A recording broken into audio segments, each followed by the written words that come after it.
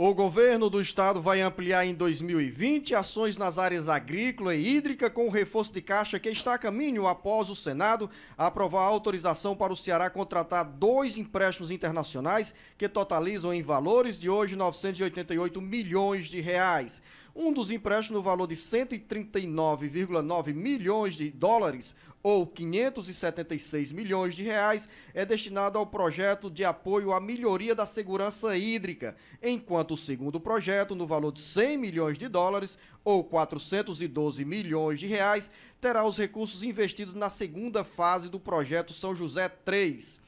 Com foco no incentivo à agricultura familiar. Sobre esse assunto, nós estamos recebendo hoje, nos estúdios do Jornal Alerta Geral, o secretário do Desenvolvimento Agrário do Ceará, Francisco de Assis Diniz. Secretário, seja bem-vindo de volta ao Jornal Alerta Geral para nós falarmos nesta virada de ano sobre boas notícias. E eu começo com essa aprovação de um novo empréstimo internacional para o estado do Ceará destinado aos recursos da área do projeto São José. Qual é o significado, qual é o impacto na vida do cearense, principalmente de quem mora no campo, com essas ações do projeto São José? Bom dia, secretário. Bom dia, Luziano. Bom dia, Beto. Dizer da alegria de estar mais uma vez aqui com você.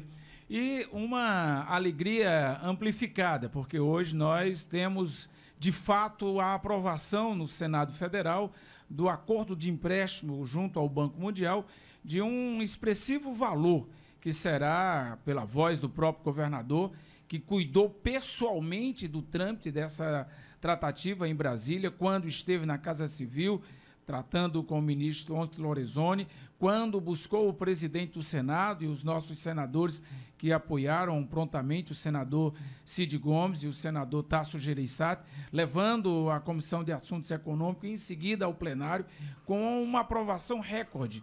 E o que nós podemos dizer é que agora o São José 4 é uma realidade para a agricultura familiar. E o governador Camilo Santana, quando nós apresentamos o formato, ele prontamente acatou e deu aval para que nós pudéssemos dar continuidade na preparação do São José 4. O trâmite agora, o São José passa agora para a segunda etapa. Qual é essa segunda etapa? É que a nossa equipe interna esteja preparando e organizando o edital da chamada pública. Ao trato desta chamada pública, o Banco Mundial deu uma orientação seguida de um processo de organização do que será o São José 4. No manual de operação do projeto, o MOP, lá está uma orientação delineada que nós vamos trabalhar o São José 4 com 3 componentes. O componente de inclusão produtiva, onde todas as iniciativas que venham para fortalecer e ampliar a agricultura familiar do ponto de vista da produção e da comercialização será albergada. O segundo componente são os sistemas de abastecimento e os modos sanitários. Os sistemas de abastecimento, nós iremos trabalhar para aquelas comunidades que tenham vulnerabilidade de sistema de abastecimento de água. E o terceiro componente é o do fortalecimento institucional. Vamos trabalhar dentro dele o fortalecimento e assistência técnica para conferir a estes empreendimentos condições de viabilidade e principalmente de que eles sejam capazes de amplificar, enraizando e dando sustentabilidade aos empreendimentos. Nós, quando pegamos o São José 3, nós temos um paralelo para que o São José 4 tenha como referência aquelas experiências. No São José 3, nós trabalhamos a estrutura desses empreendimentos. Organizamos, preparamos e colocamos para funcionar. Agora, nós vamos trabalhar o foco no mercado. O que é que significa isso? Nós vamos analisar o empreendimento, vamos ver a logística, vamos ver o produto, vamos ter delineado condições objetivas de que estes projetos tenham condições de amplificar a sua capacidade no que diz respeito ao ciclo produtivo e ao acesso ao mercado. Porque nós estamos na agricultura familiar, Luziano e Beto, muito focado no acesso às compras governamentais. E nós queremos amplificá-la agora trazendo para outra dimensão, que é acessar o mercado de uma maneira geral. Nós sabemos das dimensões que é o mercado como um todo, que precisa de um tripé, que ele tenha quantidade, que ele tenha qualidade e que ele tenha regularidade. E é com esta dimensão que nós estamos trabalhando e preparando o edital, que vamos tratar com o governador, vamos deixar tudo pronto, para caso o governador queira lançar, esteja disponibilizado a qualquer momento, inclusive nos preparando para uma possibilidade real que este edital esteja pronto lá para o dia 19 de março. E nós, esse ano, se você me permite, Luziano, vamos trabalhar por categoria. Nós queremos, na agricultura familiar, tem 3 públicos bem delineados. Aqueles que estão bem no início do ciclo produtivo, que a gente chama de vulneráveis.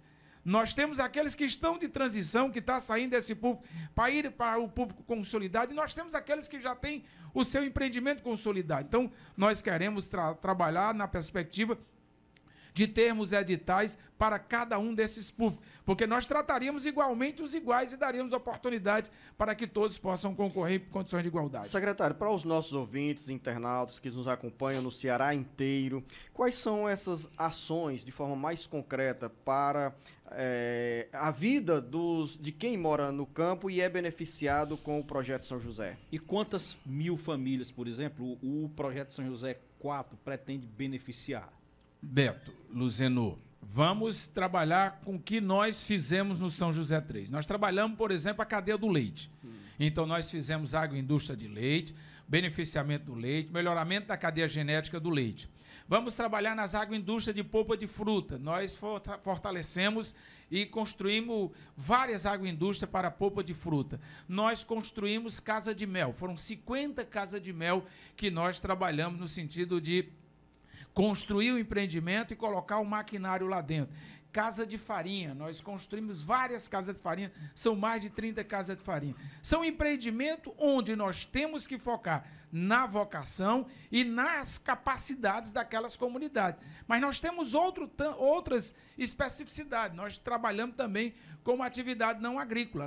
Lá na cidade de Trairi, nós apoiamos e investimos numa pousada, que inclusive até janeiro já tem lotação, todas as suas reservas comprometidas.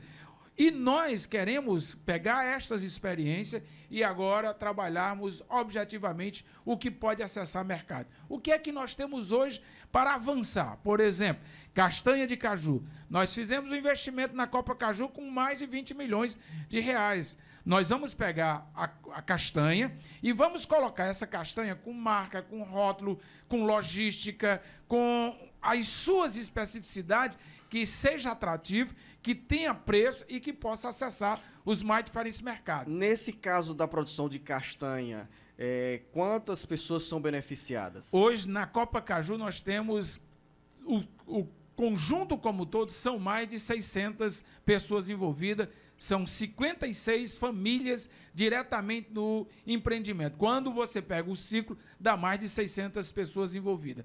E quando você vai imaginar o tamanho do que vai ser o São José 4 no que diz respeito a número de família, nós trabalhamos, Beto, hoje com algo aproximadamente aí de 60 mil famílias nos 3 componentes. Esta estratificação de valor de cada componente, nós vamos, a partir do edital, delinear como é que será a definição dos públicos. O senhor nos falava aqui no começo, antes da nossa entrevista, aqui falando do projeto que tem de peixamento, né? O que está previsto em termos de investimento para 2020? Vamos didaticamente, são 830 mil reais. Foram adquiridos 5,5 milhões de alevinos que terão que ser povoados até março. Hoje, nós já fizemos 3,4 milhões de alevinos. Vai atender 60 mil pessoas, pescadores artesanais. Nós tivemos o investimento com tilápia, carpa, curimatã e que fará um aporte de 1.200 toneladas para atender 104 cidades, 215 açudes, que nós teremos, numa perspectiva até março, ser de 450 açudes. Então, nós vamos estar fechando 450 açudes, com 5,5 milhões de alevinos, um investimento de 830 mil reais, um aporte de proteína de 1.200 toneladas. O que impacta é que nós vamos garantir para os pescadores artesanais que eles tenham renda, que eles se mantenham no entorno daqueles reservatórios, mas principalmente que demos a estas comunidades condições de ter proteína para sobrevivência e qualidade de vida. Satisfeito, Beto Almeida, com essa resposta? Satisfeito. Agora, eu queria só ver, e isso incluiu investimentos financeiros de quanto? Bom, me permita, Beto, fazer um paralelo e um dado concreto. O governador Camilo Santana, ao concluir o seu mandato, ele terá investido 1 bilhão e 700 milhões. Investimento do projeto São José 3, São José 4, do projeto Paulo Freire, do Hora de Plantar, dos programas de aquisição de alimento, principalmente de leite, e isso nos dará uma condição de termos na agricultura familiar estrutura para ampliar e desenvolver suas especificidades. Eu vou pegar o Hora de Plantar. Por exemplo, Hora de Plantar, nós estamos investindo 18 milhões este ano, onde vamos entregar para fortalecer e ampliar a agricultura familiar palma forrageiro, que ela é uma das tecnologias mais importantes. Quando nós falamos de palma, Beto, o leite e o nosso rebanho bovino, durante 6 anos de seca, tudo levava a crer que o nosso rebanho diminuiria e que nós diminuiríamos a quantidade de produção de leite. Muito pelo contrário, nós tivemos o nosso rebanho ampliado em período de seca e saímos de quarto para segundo maior produtor de leite. Isso porque incluímos na base do suporte forrageiro a palma, da mesma forma o milho e o sorgo forrageiro. São elementos que amplificam e dão condições para que a gente conviva em períodos de estiagem, em período de momento de debilidade e de dificuldades hídricas. Outro programa importantíssimo vinculado a isso são as relações do programa do leite. Aí eu quero que você anote isso aí, Beto. Veja bem, Luzeno, nós estamos com 123 milhões para o programa do leite. Nós vamos atender 600 mil pessoas recebendo leite de qualidade. E esta política, o governador Camilo Santana, junto com o Ministério da Cidadania, deu uma ampliação para ela. São hoje 134 cidades, são 1.837 produtores que vão diariamente entregar leite numa rede que nós constituímos. O preço fixo que foi do dia 1º de julho ao dia 30 de junho de 2020, preço fixo, com R$ 1,41 para o produtor de leite, e a cooperativa ou a empresa que pega esse leite receberá 84 centavos. Então, isso é um fato muito importante para ampliar a cadeia do leite no estado de Ceará. O senhor falou sobre números e mais números aí. O Beto Almeida já tem na ponta da língua outras perguntas e eu também já me inscrevi aqui, Beto, porque eu quero saber aí qual é o impacto disso tudo aí, como é que se concilia todas essas atividades no campo diante desse ciclo de seca que nós temos. Pois não, Beto? Não, o que eu quero agora, o secretário vai me dizer se é possível, porque eu mesmo, secretário, fico às vezes assim, confuso, porque o senhor fala em processos produtivos, falou dos investimentos nesses 4 anos, quando o governador Camilo Santana fechar o ciclo dele de governo de 4 anos, de investimento de 1 bilhão e 700 milhões de reais. De 8 anos, Beto. De 8 anos, desculpa, exatamente de 8 anos. Mas, Luzeno, ele falou em processo produtivo. Eu tenho o projeto São José, eu tenho o projeto Paulo Freire e o Hora de Plantar, o programa do leite, o fechamento. Quer dizer, são todos esses projetos, esses investimentos. Qual é a diferença que tem entre um e outro? Se é possível o senhor explicar isso de forma não muito assim, didática e bem...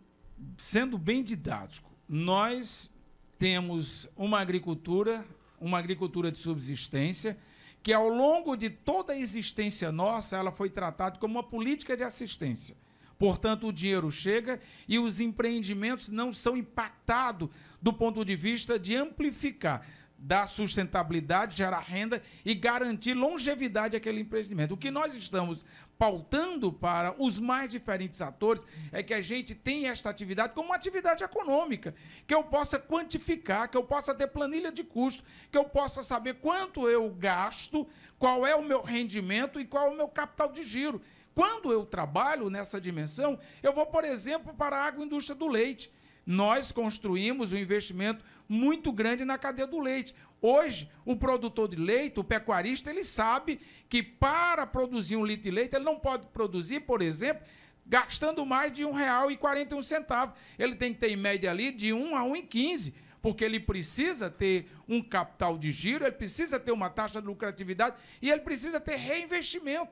É desta dimensão que nós queremos ir amplificando esta relação da sustentabilidade. Uma outra dinâmica que nós estamos trabalhando, por exemplo, quando você pensa na agroindústria da polpa de fruta, nós temos uma cadeia estruturada e montada, mas que nunca foi colocada para acessar mercados regulares. Ela foi sempre colocada numa dimensão pequena, sempre se colocou para que ela acessasse as compras governamentais, aqueles 30% que é obrigatório. Hoje não. Nós queremos estar colocando nas redes de supermercado, para que a gente tenha a qualidade, tenha a quantidade, tenha a regularidade, mas que tenha um preço com rendimento para que ele possa ganhar e ter lucratividade. Quem é beneficiado do ponto de vista do consumo com esse leite adquirido dentro desses programas da Secretaria do Desenvolvimento Agrário? Qual é a população, em quais municípios, quantos municípios são beneficiados diretamente com a distribuição do leite? Nas 600 mil pessoas que serão beneficiadas até o dia 30 de junho,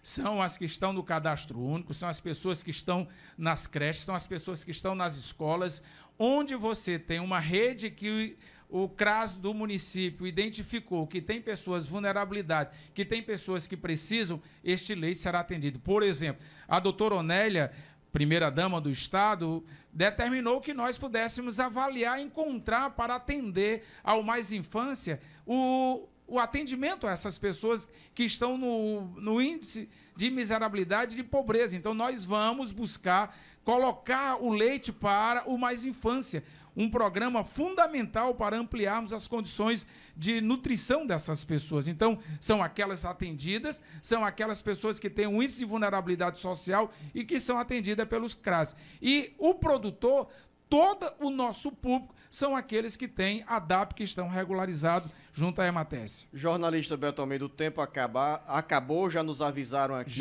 que 15 minutos voaram aqui para encerrar com o secretário de Assis Diniz. Uma pergunta que, pelo tempo, a resposta vai ser rápida. Quantos mil agricultores serão beneficiados neste ano de 2020 com o programa Hora de Plantar? Já começou a distribuição de sementes, secretário? Todos os nossos armazéns já receberam as sementes, serão 136 mil agricultores beneficiados com Hora de Plantar, e nós estamos agora esperando com toda a fé que as águas comecem a cair, já começaram a cair no Cariri, mas que elas caiam, que a gente tenha um inverno com uma boa safra e uma boa produção.